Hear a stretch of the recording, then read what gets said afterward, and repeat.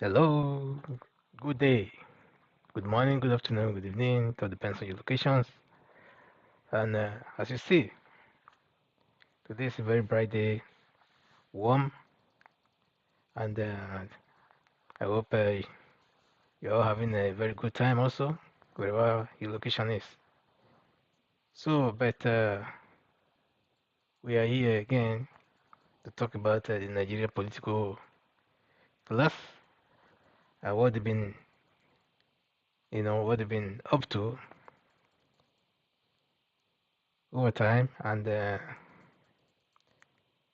we really actually have to sometimes try to ask ourselves some questions because you just can't jump on the train or jump on a bus without direction, and yet you allow the driver to just keep driving on without where you have been led to. So, as in the case of Nigeria and the Nigerian politicians, that is how it has become. We have trusted these people for too long, far too long, that they've taken us for granted. You know, they've done all sorts of, abuses, directly mishandling, what do you call it, to mishandled, will be mishandled, will be bullied, and in every forms and shape. So we have to say enough of this bullshit. Because when the election came for us, before the election, in fact, we were all talking about this whole thing that you should not allow yourself to be used by these politicians to snatch buses and to cause mayhem and to kill or to maim. But all of a sudden, to our surprises, after thinking that the youth must have learned something over the years because of the situation of the economy and things like that. At first, everything was very calm. So, but at the last minute, then everything changes again. Because if you evaluate the presidential election, if you remember how it went, in fact, the presidential election actually went a little bit more, much more calmer or much more peaceful than the governorship election and the House of Assembly election. So that left me, apart from the rigging that took place, although because elections during the presidential election, rigging did occur. That is very obvious, especially in River State and Benue, you know, and so many other states, and even in Lagos State where they disenfranchise, the non-Yorubas, etc., from voting. So that really happened. But we did not really see much bloodshed the way we saw uh, as in the governorship and what do you, and state House of Assembly elections. So that is what is bringing this little evaluation. So because you see, these old men actually, we take them for granted, just the way they took us for granted. We see them as being weak, but they know their weaknesses and they know their strength as well. So in the area where they are really strong is where they use that stolen fund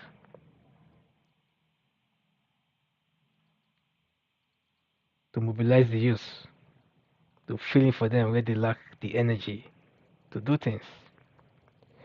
Just imagine, will an old man go out there to go and snatch ballot box on his own? No. But yet, these old men do have people who does that for them.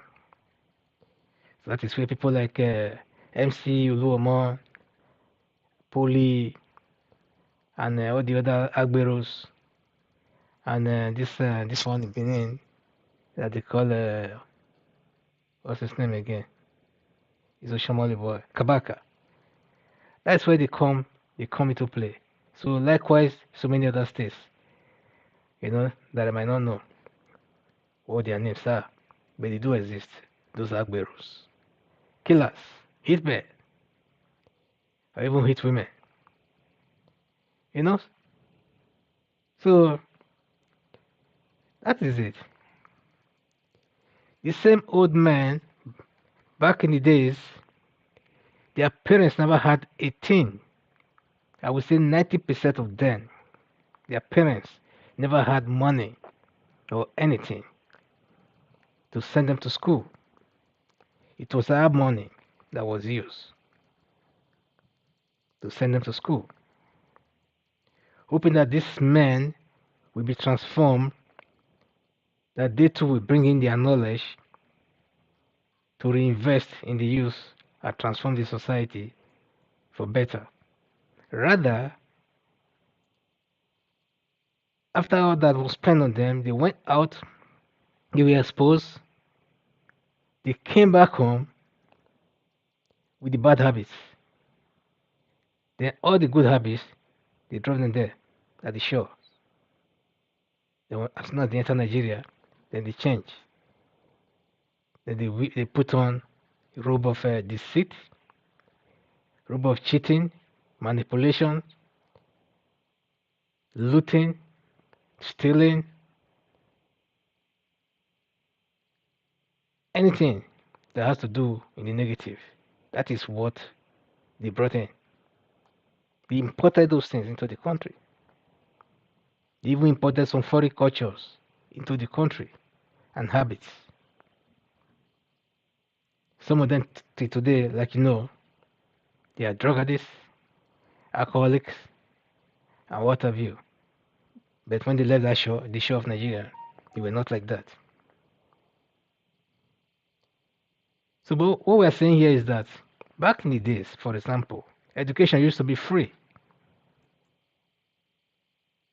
Our government used to have what they call bursaries and all kinds of scholarship, you know, funds and funding that was meant for the citizens or indigenous people. Though this money was used to train, our people. And those who were smart enough were trained abroad, etc. I have some uncles, very senior uncles and very senior cousins, who use or who benefited from those kinds of scholarships and what do you call them, bursaries back in the days. And they utilized these things very well. They came back home, they contributed their own quotas to the system, and some of them, when they came back, it was not encouraging, then they have to go back again and live a very simple life. All they were asking for was just some simple structures. In fact, things that was there even when they traveled. For example, there was roads, there was, what do you call it, public water. Back in the 50s, in the 60s, when they traveled. So all of a sudden, when they came back, even after the independence, things were much more worse than it's supposed to, or was supposed to be. So most of them could not really bear, the hardship because they were not allowed to partake in shaping the country the way they would have wanted to contribute it. So I'm not trying to give excuses for them.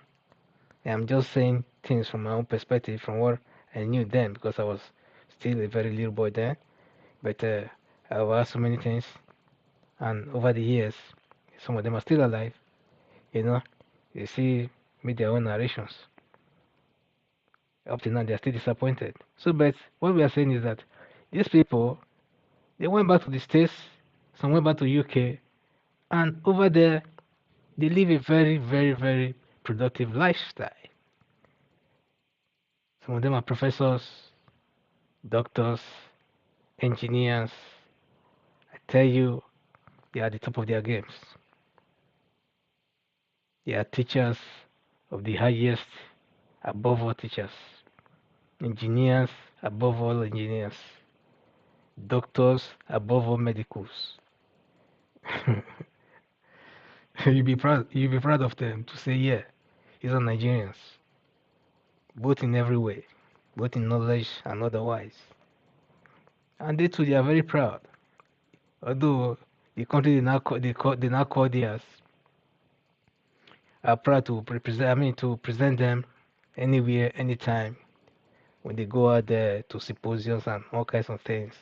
But they still, every now and then, you know, refer back to their roots in every opportunity they get to make a speech. That is how how much they love that motherland. So, but what we are saying is that some people make things so difficult for others that most of our people, like when you hear about the brain drain and things like that, you think it was the thing of the past and things like that. And also, it's still happening to tomorrow. So, but sometimes those who happen to come back to Nigeria then and stay back, many of them have lost their lives because what? Because they love the motherland that they chose to stay. They said no matter what, they want to stay back and fight, you know, within the system and see if they can fix whatever thing that they can fix. At the end of the day, they die trying to fix the woes and the cacaworms has already eaten. Until today, things are still getting worse. So when I remember those, and I say, may their soul rest in peace, because now, if I have to think now, I say, I guess even up to now, in death, they never really knew what they were actually fighting against. You were fighting against enemies of progress, people who just did not want that country to move forward. Those grumpy old political foes. Instead of moving forward, they will choose to put things on reverse because they know that going forward will disorganize the system that they have put in place. Right? The system of retrogression is what they have put in place. And that is the system that you are trying to fight. So the more you fight, the more drained you become. They will sap your energy to the extent that one day you just drop dead. But the thing is that they won't even tell you, actually, that they are against that same thing that you are trying to do or the system you are trying to correct. They will give you the impression that they too, they are in with you on that same boat to try to fix things, and make things to work for the country. So, what is my father used to say? My father used to uh, say one thing. I always say, my father, forgive me if you don't have a good memory of your father. I do have a good memory of my father. On let's say in December, which was a festive season, in preparation for where people were preparing for, you know, for the Salah holiday, Christmas holidays, and New Year, etc. So the whole village will be booming. So as a child, sometimes you get some new clothes, some new shoes back then, some goggles and stuff like that, even some watches, call it a plastic watch. I'm talking about as a child. So then it really makes you feel good by wearing those things, you know? So my father will always hang a note on his office door. That note will read like this: I grumbled that I have no shoes, but not until I met a man without feet. You get that? It's like saying, I grumbled I have no hat, not until I met a man without head.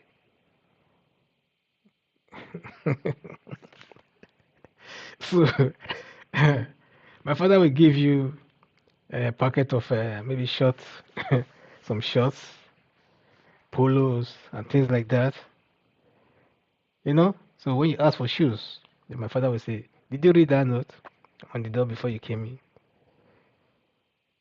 You say, yes. What did he say? Then you repeat, I grumbled I have no shoes, but not until I met a man without feet. Then we ask you, do you understand what that means? You say, no. They say, go to the compound or to the yard and ask. So it took us, you know, years of practicing before we actually know this thing by heart. So till tomorrow, I still have it on my head. So these are the kind of people, you know, those kind of people, because this parable now fit into those kind of, you know, people who are into the political, who are occupying the political space in Nigeria, you know, grumbling over nothing that they don't actually deserve. You understand? Because you see a politician now will go into the parliament and will start to bring in a bill because he feels that his jurisdiction or his constituency is being denied of, something, you know, and what have you and stuff like that. Every year they come in, or they come up with some new bills, you know, that they want the House to, to approve. So they use these bills to accumulate fund money for themselves, and that money actually is not going to that village because that same, if it's borehole that they said they are digging in their communities, if you look at that community, how small that community is, for example, you will say they are digging or they sink 20 boreholes. Next year, another 20 boreholes. Another year, another 20 boreholes. And this man will stay in that house for 8 years, and sometimes even 12 years. One man is representing his community or his constituency. And yet, if you go to that constituency, you'll be surprised that there's nothing there to be seen. Not even a graded road. Ordinary graded road. I mean, I as a person, if I'm not a politician, I can even buy or hire a tractor to grade the road. And that road will be motorable. Dusty, like you see in some Western movies. You see the road dusty, but yet a car can motor the road. Or a truck can motor that road without any problem. So utilities can be moved in and out of that community. But yet, a senator, a House of Rep member will come from that community, and yet there is no motorable road.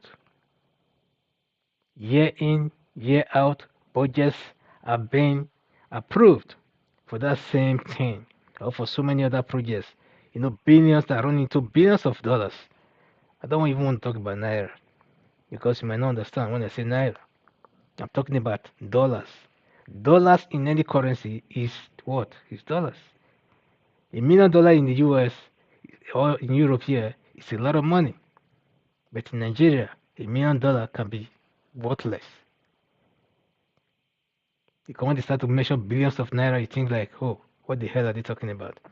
Because these things are important that we talk about it. Because the other time I saw a dam that was being built in one East African country. I don't want to mention the name. That dam cost $2 billion.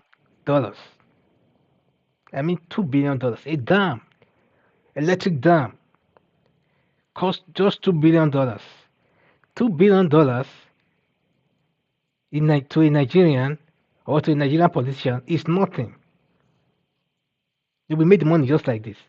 But the thing is, even if that money is assigned or approved for that kind of project in Nigeria, I guarantee you that that same dam, if that dam were to be, were to be dug in Nigeria, even in that same terrain as in East Africa, they will tell you.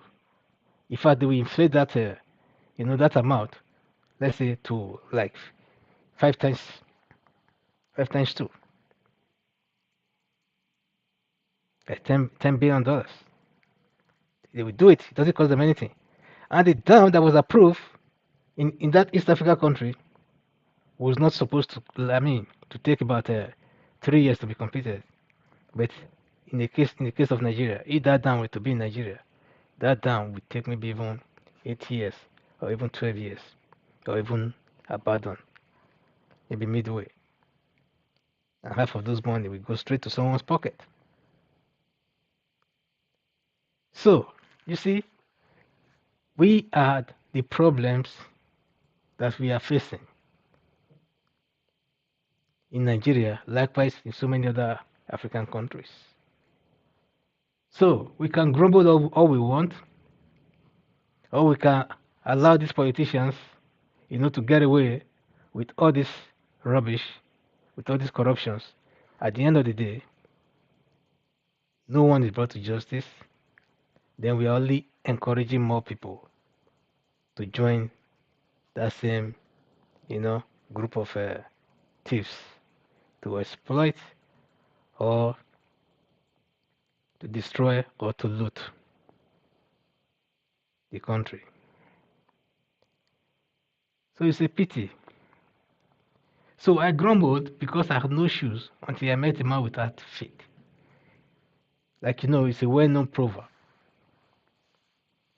See that he has been attributed to so many statements that can have a profound impact on how we view our own problems and challenges. At its core, it is a reminder that there's always someone else who has it worse than we do. It encourages us to put our own problems into perspective and to be grateful for what we have rather than focusing on what we lack. So we should be focusing on what we have rather than what we lack. So the little things that we have actually can go a long way if only it's well utilized. Take for example, let's say you generate fund and that fund is invested.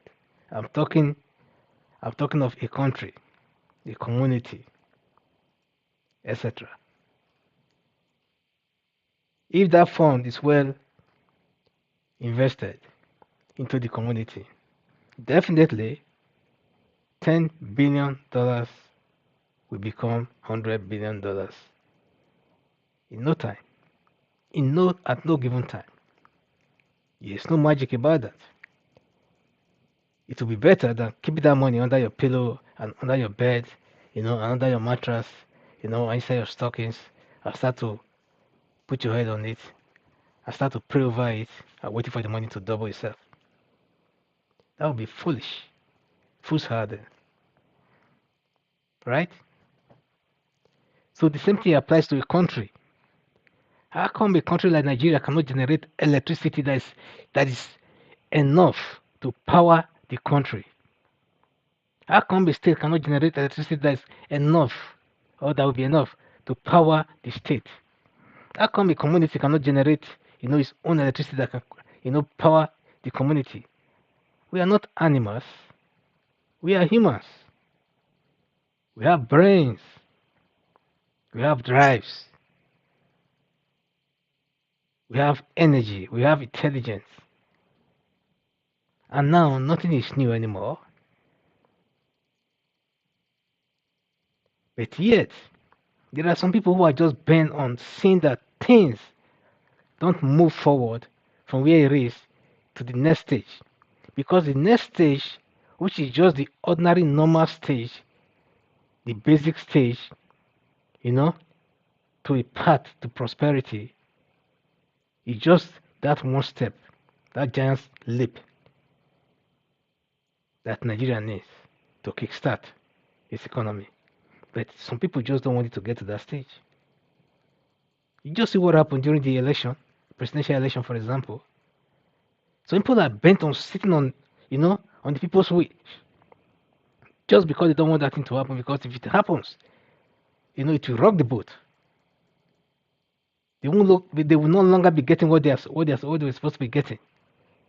Where you see a state governor, we leave we leave office, and yet they will pass a law, local government law, what do you call it, a law through their houses of assembly, on how the packages of pension and things like that, changing of cars every 3 years or every 4 years, as the case may be, changing of their kitchen utensils, changing their gas and cooks, changing of everything, their wife's wrappers, their wife securities and things like that. All these things are life pension being paid to these people for life. From whose purse is this money coming from? From the same state purse. Is that the country that works? These are the same people that has already looted that country, the other state, for maybe like 8 years or 4 years, as the case may be. So now they have hold the whole state ransom. The same thing applies to the ex-presidents and heads of states in Nigeria. The same thing applies to the House of Assembly and House of Reps and senators in Nigeria. Can't you see that this is a big industry? That this thing has to be discouraged? That this thing has to change?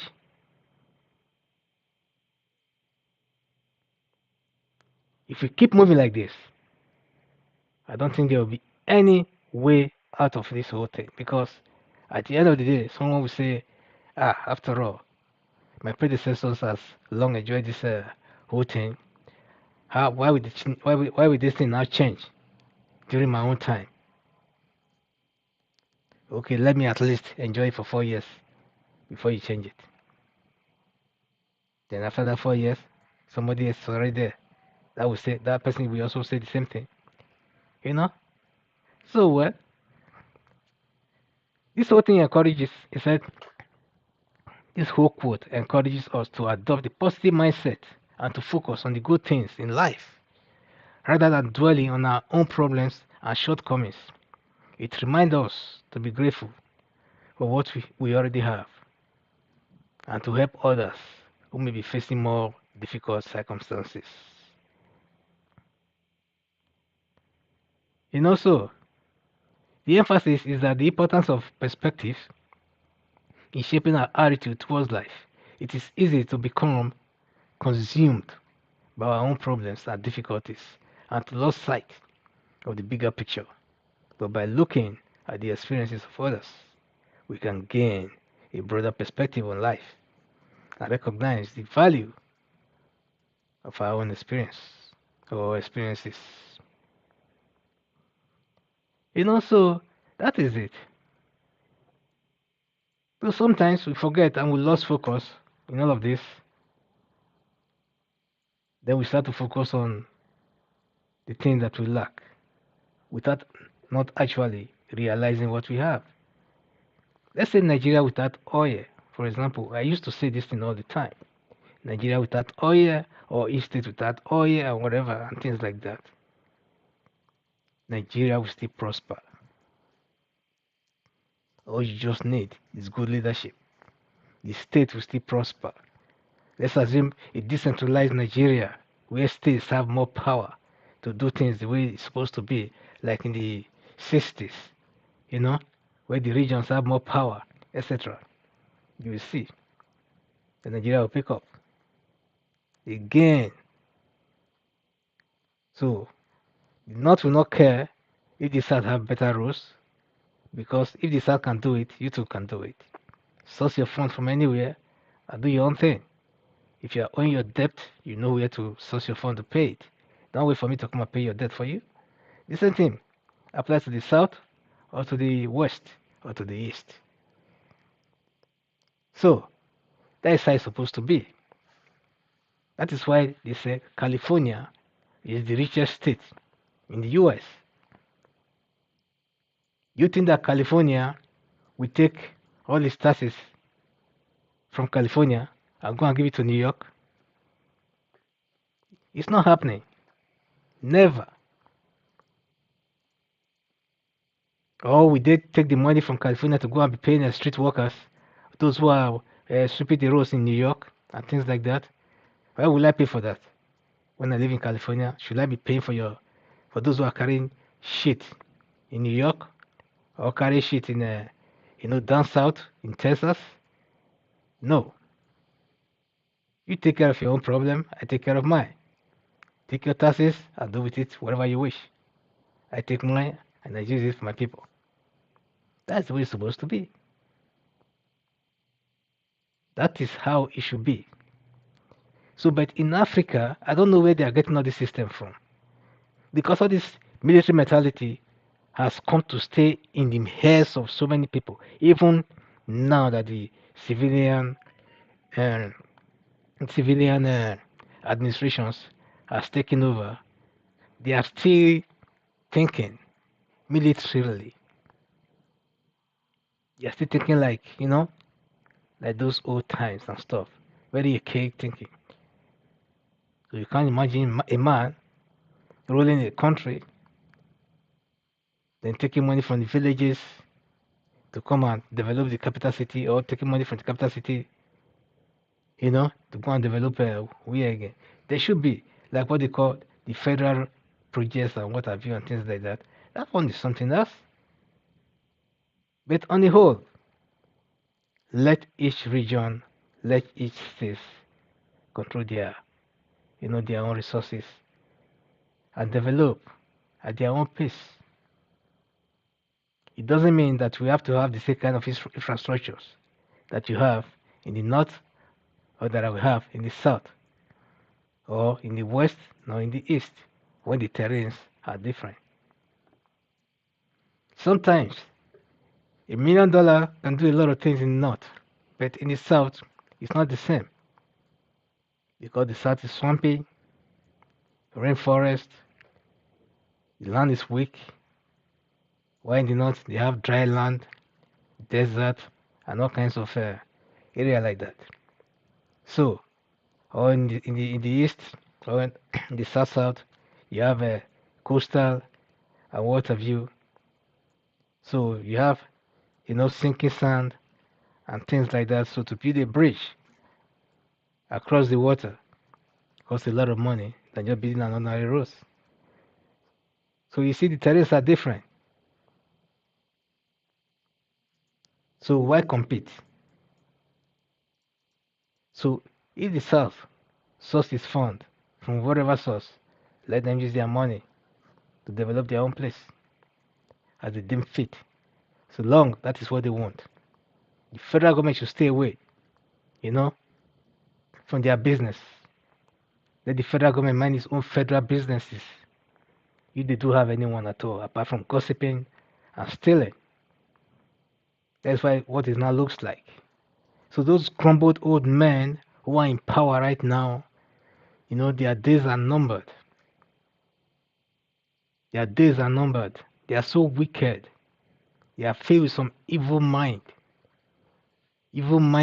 old men. Maybe there are some good ones, but we don't hear their voices. The ones we do hear, or the ones we know, are those grumbled, grumpy old men who boast of, of what they are, of what they are capable of doing. They boasted of killing, they boasted of blood and what have you and things like that, and their boast came to pass, and no one has been held responsible. So, do you want to see them with cutlasses and guns before you You know that they are the ones doing these things. They promised to do this thing before, and now they've done it so many ways. You give them power, and they've done it. Blood has flown. The land has been soaked in blood. Let the blood of the innocent answer, you know, answer to them. Let the blood of the innocent be on their head and be on their children's and their children's head. I know they might say they don't believe in all this bullshit or in all of these things, but yet they will, because at the end of the day, we shall live to see the downfall of all those killers, of those innocent people, women and children. Those sponsors of these people who are going about killing people from villages, from town, killing women and children and things like that. Their children. That blood shall be on them for eternity. And peace we did never know. That is it. Grumpy they will remain. Dissatisfied they will remain. They lack class, they are classless. You call them political class, but this same political class are so classless that they don't even know where they stand on any issue.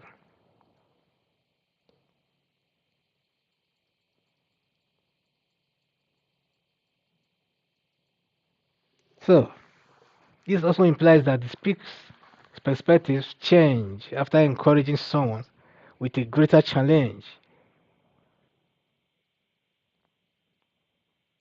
What does the phrase mean? When you met a man without feet, it's significant because it suggests that personally,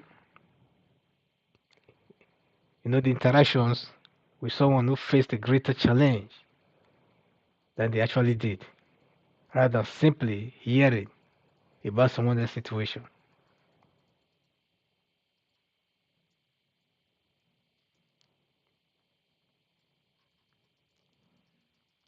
It means that you should seek out some new experiences and to interact with people from different backgrounds and walks of life.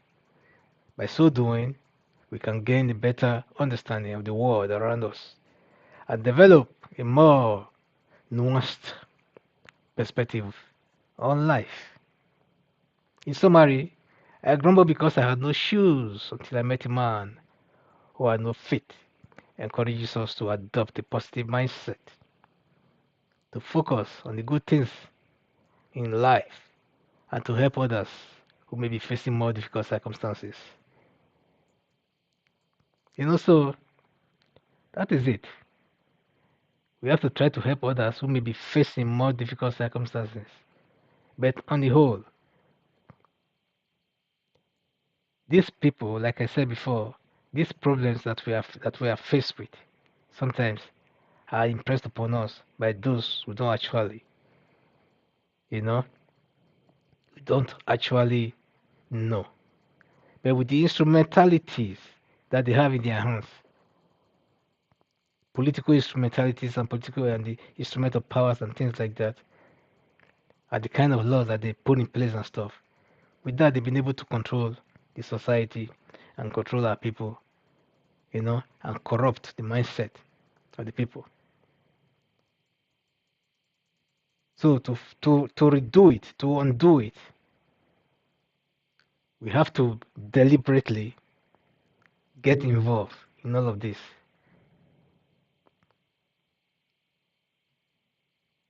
Then to free ourselves from them all.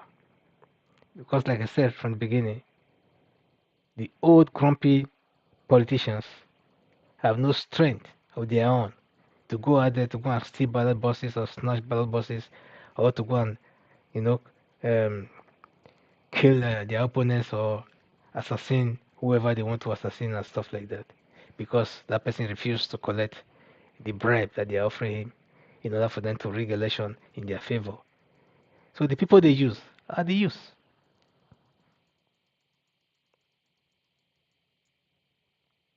They use the youth. to attain, that level of profanity and madness of unmerited power